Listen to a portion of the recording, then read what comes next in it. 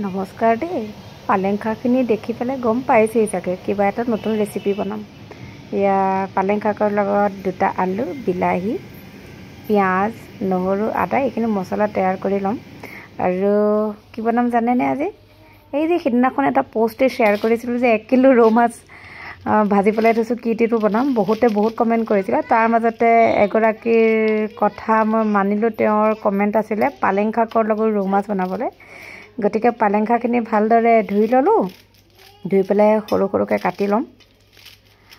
আৰু যিগৰাকীয়ে মোক কমেণ্ট কৰিছিলে তাইৰ নাম আছিল, মোৰ ফ্ৰেণ্ড আছিলে, তাইৰ নাম আছিল তৃষ্ণা ভাস্কৰ বৰা। থেংক ইউ দেই, তোমাক থেংক ইউ দেই কমেণ্ট কৰাৰ কাৰণে। আৰু বাকী সকলোকে থেংক ইউ, যিসকলে মোক কমেণ্ট কৰিছিলে। নিশ্চয় কেতিয়াবা বনাবলৈ ট্ৰাই কৰিম। এতিয়া উইণ্টাৰ ছিজন হয়, উইণ্টাৰত পালেং শাকটো এভেইলেবল। গতিকে পালেং শাকখিনিকে পটককৈ লৈ আহি পেলাই বোলো পালেং শাকৰ লগতে মাছখন বনাওঁ। এতিয়া মাছ ভজা তেল আছিলে কেৰাহীত, গতিকে আকৌ এটা শ্বৰ্টকাট বুদ্ধিত কি কৰিলোঁ, আলুখিনিতো ফ্ৰাই হৈ আছিলে, কৰিলোঁ। আলু মাজতে জেগা অকণ মিলাই পেলাই তাতে পিঁয়াজে আকৌ নহৰু বটাখিনিয়ে দি পেলাই ভালদৰে আকৌ গোটেইখিনি লৰাই ল'লোঁ। তাৰপিছতে এইখিনি অকণমান সময় ভাজি হোৱাৰ পিছতে তাতে এই যে কাটি লোৱা পালেং শাকখিনি দি দিলোঁ। দি পেলাই আকৌ মানে তাৰ ওপৰতে আকৌ বিলাহীখিনিও দি দিলোঁ, কাটি লোৱা বিলাহীখিনি।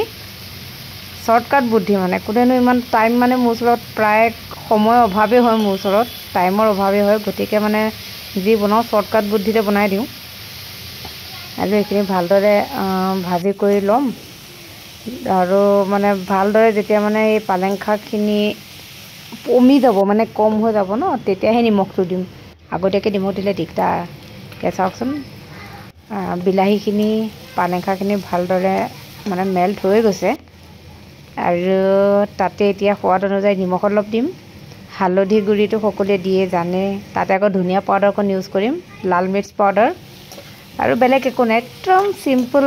মানে এইটো মানে পৌষ্টিক খাদ্য বুলি ক'ব পাৰি আৰু। গতিকে ভালদৰে ভাজি ল'লোঁ। দেখিছেনে ছাইডতে তেলটো ওলাইছে। আৰু মই ইয়াতে গৰম পানী ব্যৱহাৰ কৰিম। গৰম পানী ভালদৰে দি পেলাই তাতে এই ভাজি লোৱা মাছ কেইডোখৰ দি দিম। দি পেলাই আৰু কি আৰু চবেই জানেই, লাষ্টত ভালকৈ উতল অহাৰ পিছত ধুনীয়াকৈ নমাই ল'ম আৰু গৰম গৰম ভাতৰ লগত খাম। গতিকে কোনোবাই চাগৈ সেইদিনাখন ভাবিছিলে এনেই দিছিলে নেকি প'ষ্টটো, কিন্তু প'ষ্টটো এনেই দিয়া নাছিলোঁ, সঁচাকৈ কনফিউজ আছিলোঁ। গতিকে থেংক ইউ তৃষ্ণা, আৰু থেংক ইউ সকলোকে।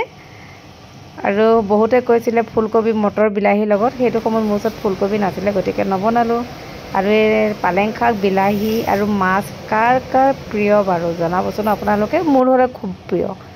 গতিকে ঘৰত আপোনালোকেও কেতিয়াবা বনাই খাব। আৰু ঠাণ্ডাৰ বতৰত পালেং শাক, বিলাহী, মাছ কি যে য়াম্মি লাগে, নহয় জানো? আৰু মোৰ ভিডিঅ'বোৰ যদি প্ৰথমবাৰৰ কাৰণে চাইছে তেনেহ'লে প্লিজ মোৰ পেজটো ফ'ল' কৰি দিবলৈ নাপাহৰিব দেই। আৰু ওপৰত অলপ গাৰ্নিছৰ কাৰণে একদম আদাৰ টুকুৰা কাটি পেলাই দিলোঁ। আৰু চাওকচোন দেখিবলৈ কি ধুনীয়া লাগিছে। দেখিবলৈ ধুনীয়া নহয় দেই, খাবলৈও বৰ ধুনীয়া লাগিছিলে। আৰু থেংক ইউ ফৰ ৱাটছিং। আৰু চাওকচোন ভাতৰ লগত যেনেকৈ পালেং শাক আৰু মাছ, আৰু লগতে আৰু ধুনীয়া এটা বস্তু দিছোঁ দেই, পোৰা আলু পিটিকা। পোৰা আলু পিটিকা গৰম দিনত হওক বা ঠাণ্ডা দিনত হওক, চব টাইমতে অল ফেভৰেট মোৰ। গতিকে চাওকচোন একদম ধুনীয়াকৈ তেল অকণ দি তাতে ধুনীয়াকৈ ধনিয়া, নিমখ চিমখ দি পেলাই ধুনীয়াকৈ খালোঁ। আৰু ভাত কেইটামান বেছিকৈ খাই দিলোঁ।